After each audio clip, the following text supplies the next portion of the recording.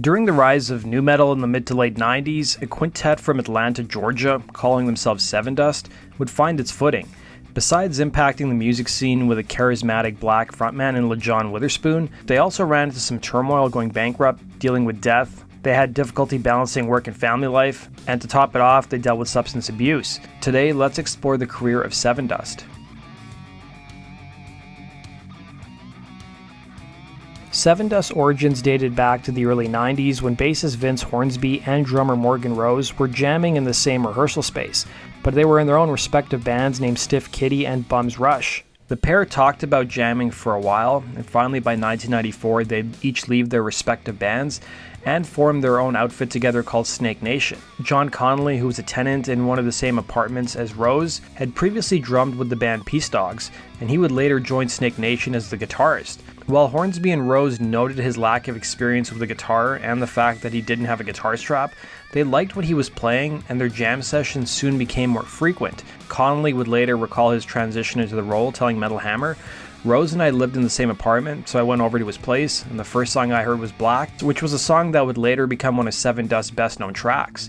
The three musicians would record a demo together featuring Connolly and Rose on vocals. Soon enough, Snake Nation nearly nabbed a major recording deal with RCA Records, but the label instead signed Dave Matthews Band. Feeling disenchanted with this configuration of the band, the trio soon started looking for singers. It was after a year they finally found LaJohn Witherspoon and recognized his natural showmanship while seeing him perform in the funk band Body and Soul. Witherspoon was shocked by the offer to join the band, telling Revolver, "I couldn't believe it because I was in the front row every time Snake Nation played." Witherspoon, for his part, would be born in Nashville, Tennessee, and as fate would have it, he was the son of a singer who played in a local funk band, but he spent his formative years in Atlanta and soon joined the choir. Witherspoon would talk about his influence, telling Louder Sound, "My father played guitar and bass in a disco band, so music was always playing everywhere. I grew up listening to R&B, gospel, and rock. I started listening to country when I got older. Then it turned when I was about 13 when I heard Black Sabbath, Thin Lizzy, and Jimi Hendrix. I fell in love with metal, and it seemed like I got on a ship and it just never stopped."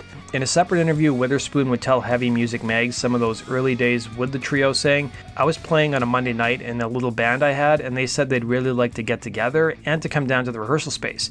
But it wasn't Sevendust yet. It was just us jamming, and that's what started it." The impromptu jam session would prove productive as the four musicians composed two original songs, one from their previous jam sessions called Black and another called Crazy. In fact, the budding group was so excited about the process that they'd take their act to another local bar to try out. Despite their lack of material, their performance went over so well that they played both songs back to back once more in an encore. Soon, Lee Banks, Witherspoon's high school bandmate, whom he'd credit with turning him on to metal music, would join the band as their second guitarist. Snake Nation soon changed their name to Rumblefish and began touring across Atlanta. After 6 months on the road, though, the stress of touring would take its toll on Banks, and he'd step down and was soon replaced by Clint Lowry, who had already done pretty well in his career at the time, playing in the band Still Rain, which actually played some shows with the members of Snake Nation. Lowry's influences ranged from Jimi Hendrix to Led Zeppelin to the new wave of British heavy metal, as well as the alternative bands from Seattle and Nine Inch Nails. Following Lowry's entry into the band, Twisted Sister guitarist JJ French would express his interest in working with the group. This may have seemed like an unusual pairing, but as French would mention in the Chuck Shoot podcast, he'd actually been acquainted with Morgan Rose and Vinnie Hornsby, dating as far back as 1988, and had followed Snake Nation closely up to their integration of Witherspoon. Having produced a demo for the band, and despite initial pushback from his wife, French would become their manager. By 1996, the band discovered a cassette by the British indie band Rumblefish when they were at a 7-Eleven. It resulted in them changing their name to Crawlspace. Not only would Crawlspace be picked up by TVT Records, but their debut single My Rune was included in the soundtrack compilation from Mortal Kombat More Combat.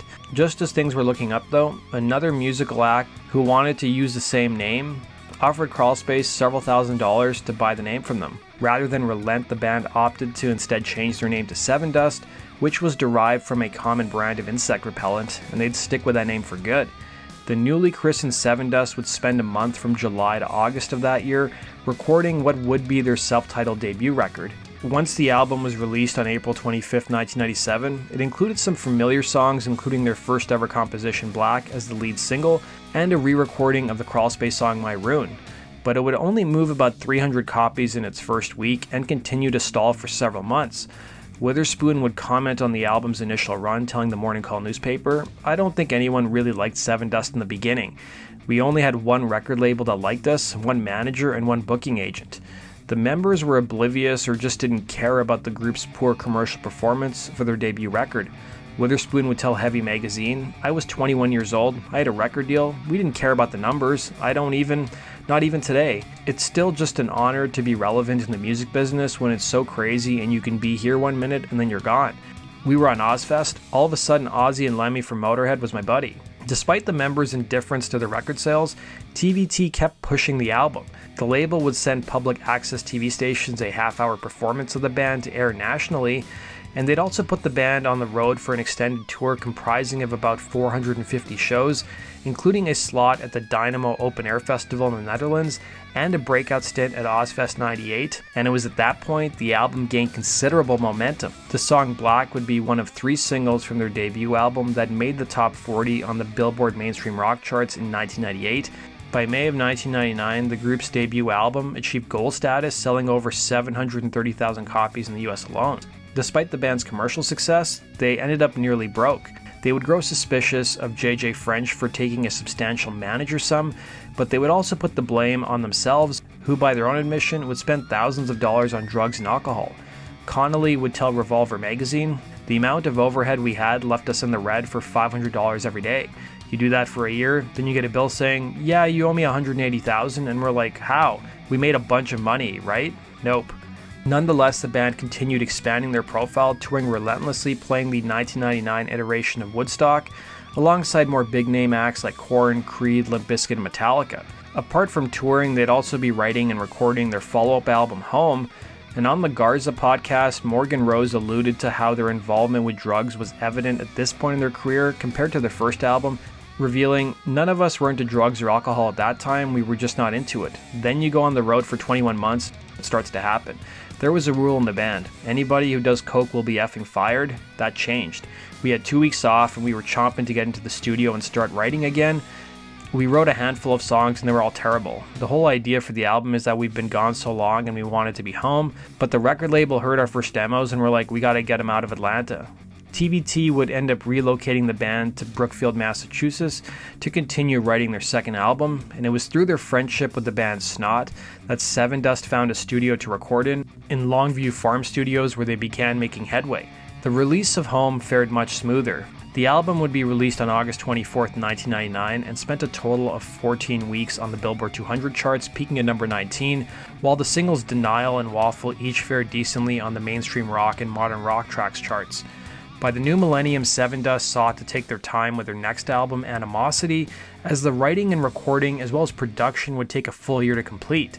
Animosity would be released on November 13th, 2001, and would be their last album to go gold. And the lead single Praise would mark a strong entry for the band, peaking at number 15 on the mainstream rock tracks chart. Witherspoon spoke of the song's significance at this point in his career, telling MTV, "Praise is about someone always saying that you will never amount to anything, and then me in the end saying, 'Look at what I've done.' A lot of people we grew up with and people in the industry tried to hold us back and said it would never happen, but we stayed true to ourselves and our music." The album would receive some pushback for its shifting emphasis on melody over heaviness, with Witherspoon noting, "A lot of people are like, man, this album's a little soft," and I'm like, you know what, man, read the lyrics, they're as heavy as hell. However, in an interview with Revolver years later in 2007, the band would admit they were pushed by their label to write more radio-friendly songs, more in line with Creed, who was popular at the time. Side note, guys, I've done a whole video on the career of Creed, the link is down below. Also changing the band's focus was the fact that they had families, and wanting to keep the money rolling. Rose would admit in an interview, "We had kids at home, which puts a different spin on things. That's a nice way of saying we sold out." Of the 3 additional singles released into next year, Angel's Son would be the album's highest charting, peaking at number 11. It was during this time the band also contributed a song to a compilation album called Straight Up, which was a tribute to Snot frontman Lynn Straight, who died from a car crash at just 30 years old. Side note, guys, I've done a whole video on the career of Snot, the link is down below. Despite continued success, the band's addictions remained prevalent. According to Rose, while touring to promote the album, each member frequently overindulged in drug use after their performances, including cocaine and ecstasy. By the next day, they'd wake up violently ill, They'd eventually clean up their act though, and in the meantime, their follow-up album Seasons would enlist power pop musician Butch Walker as producer. But tragedy would strike the group on November 9th, 2002. Prior to a show in St. Joseph, Minnesota, LaJohn Witherspoon would hear from his dad that his younger brother was murdered by a gang in Nashville. Witherspoon would comment on the incident, telling KNAC, "It was the coldest, loneliest feeling that I ever had, and I think about him every day. He was 21 years old and was my only brother. My brother was shot 10 times. He wouldn't even hurt a flea. Didn't make sense." Upon the album's release on October 7, 2003, Seasons debuted in the United States at number 14, the group's highest position by this point.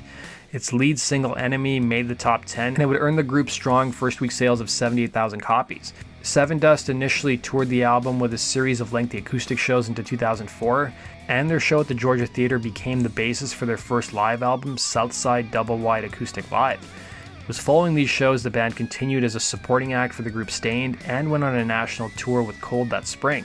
By December of 2004, with just a week of the tour remaining, Clint Lowry would leave Sevendust to focus on his new band with his brother Kerry called Dark New Day, a supergroup which featured members of Korn, Creed, and Scrape. Meanwhile, a temporary guitarist proceeded to complete the remainder of the tour before Snot guitarist Sonny Mayo stepped in as Lowry's official successor. Yet despite the more commercial approach of Seasons, the album's sales were far below expectations and didn't even go gold. And soon enough, Sevendust's relationship with their label TVT was growing strained due to them meddling with the band's sound. The band would soon enough leave TVT and began work on their follow-up simply titled Next, which they'd finance themselves. After negotiating with several labels, they would sign to Wine Dark Records, a subsidiary of Universal. At the same time, the band promptly started their own imprint, Seven Bros, with the intention of supplementing their income by signing emerging acts. Next would be put out on October 11, 2005, and although promotion efforts on Wine Dark's part were protracted, the album eventually made the top 20 on the Billboard 200 charts. Like their previous album, despite having another high-charting lead single with Ugly, the album still fell short, only managing around 176,000 copies in total. Critical reception was also mixed, stating that although the band returned to a denser and heavier sound, their songwriting strengths were less emphasized. By 2006, Sevendust were in dire straits. Wine Dark Records ceased operation, and the band abruptly cut their tour short after just 3 months on the road. Any advance payments owed to the band stopped coming in, and they still had to pay their staff and crew, but it also racked up serious debt. Not helping things was that their accountant failed to pay their taxes, which meant that they couldn't receive a tax return that they had anticipated, and they additionally owed the government as much as $120,000. Morgan Rose will comment on their situation, telling Revolver magazine, "We were beyond broke. We had a debt load close to $1 million, and we were in a position where no matter how much money we thought we were making, we were still having to pay and pay." Alongside their financial issues, the band's personal lives also needed attention.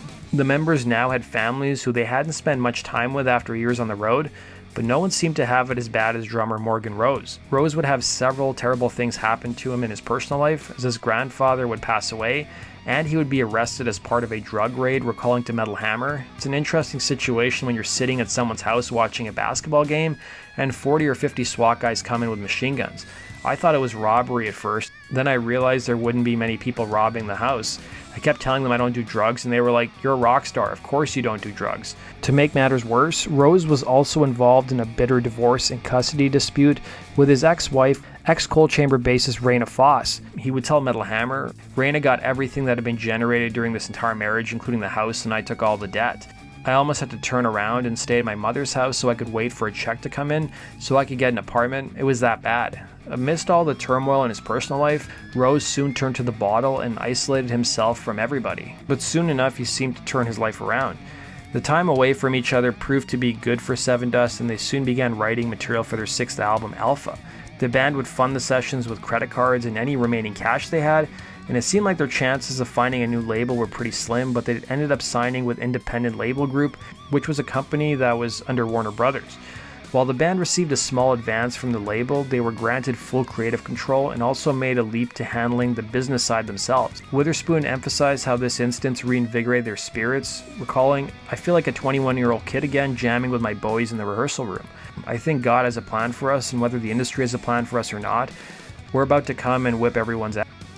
Sevendust would release Alpha in March of 2007, and it debuted at number 14 on the Billboard 200 charts. Its lead single Driven made the top 10 and also was given a boost in popularity when it appeared in the video game WWE SmackDown vs. Raw 2008 alongside the 4th track Feed. The album also stands out for the track Burn, which is the band's longest song to date, clocking in over 9 minutes. Alpha would earn high praise as Sevendust's heaviest and most cohesive album to date. While guitarist Sonny Mayo would be integrated as part of the writing process for the album, 2008's Chapter 7 Hope and Sorrow would be his last with the band. Just 1 week before its release, Sevendust welcomed back Clint Lowry, following his 4-year stint with Dark New Day. As this happened, Mayo would admit that he felt slighted by the move, telling Blabbermouth, "I was bothered by the way they handled the business between me and them through the whole thing, but especially at the end. What bothered me is not what they did, it's how they did it. The approach that they took, it wasn't very brotherly. They did not tell me until I was already decided that they were even talking to Clint. Even so, he ultimately held no ill will towards the band," adding, "I was hurt, but I gained so much experience, so many new friends, and just wonderful things from that whole tenure with Sevendust." It was the same year that the band got some unwanted national attention. In the news at the time was Casey Anthony, a Florida mother who was accused of murdering her daughter. Loudmouth lawyer Nancy Grace would discuss on her horrible talk show that the Sevendust song The Past inspired Casey Anthony to murder her daughter. The band would have to issue a statement upon hearing the allegation, denying the song had a sinister meaning, but rather was written as a song of hope with a positive message. Lowry's return signals sustained success for the band. Their subsequent tours included supporting Blackstone Cherry and Disturbed, as well as performing for the troops stationed in Iraq and Afghanistan. Sevendust would refine the approach of their follow-up Cold Day Memory, launching a new website while also posting videos of the recording process on their accompanying YouTube channel almost daily. In the meantime, Lowry would comment on his involvement since coming back, saying to Blabbermouth, "The record personally has been one of the most difficult but most rewarding records I've ever worked on. I put a lot of pressure on myself to contribute good material to the guys after being gone for the last 3 records, and that helped me focus more than I ever had." Released in April of 2010, Cold Day Memory would peak at number 12 on the Billboard 200 charts. A majority of its reception was positive, centering on Lowry's return, given their longevity as a band. For the next 3 years, Sevendust would take time off, with much of the band creating one-off side projects. Towards the end of 2012, the 4 members reunited with Witherspoon to work on their 9th album, Blackout the Sun. Released in 2013, Blackout the Sun would give the band their highest charting position at this point in their career, reaching number 1 on the US top hard rock albums charts, while also receiving substantial critical acclaim. While being interviewed for the album by the publication Bloody Disgusting, Witherspoon would be asked if he was treated differently at any point in Sevendust's career due to him being black, to which he responded, "If I am, I don't see it. I have no room for ignorance in my life. I think that we've built a relationship, and not a fan base, but a family base, that really don't tolerate that. I'm the kind of guy that says, if you don't like it, don't come. You know what I mean? We're not forcing anything on anyone." Sevendust's next album would be an all-acoustic, which they'd call Time Travelers and Bonfires, based on the warm response to their first live album. They'd facilitate the process by starting a pledge music campaign, which was set for 130 days. In the first week of the campaign, the band reached their goal. Using the same studio as their previous album, the band went into 2014 recording new originals alongside acoustic renditions of classic tracks, including Black and Denial. Upon its release, Time Travelers and Bonfires would reach number 19 on the Billboard 200 charts. Between 2015 and 2020, the band would issue 3 more albums, including Kill the Flaw, 2018's All I See Is War, and most recently 2020's Blood and Stone. Up until this point, a rumor that the band was eventually breaking up had been exacerbated due to a comment that Rose made in an interview that was posted to Blabbermouth, in which he stated, "There's not going to be many tours left. I'll just tell you that. I'm going to be the one to let all the cats out of the bag, but I can just tell you that we're not going to be around full-fledged forever, that's for sure." But John Connolly would soon clarify what Rose had meant, adding, "It's funny because it's like, okay, how many bands have said that they're going to retire from touring and then all of a sudden they're back? That'll be us." That does it for today's episode of Rock and Roll True Stories, guys. Thanks for watching. Be sure to like button and subscribe, and we'll see you in the next video. Take care.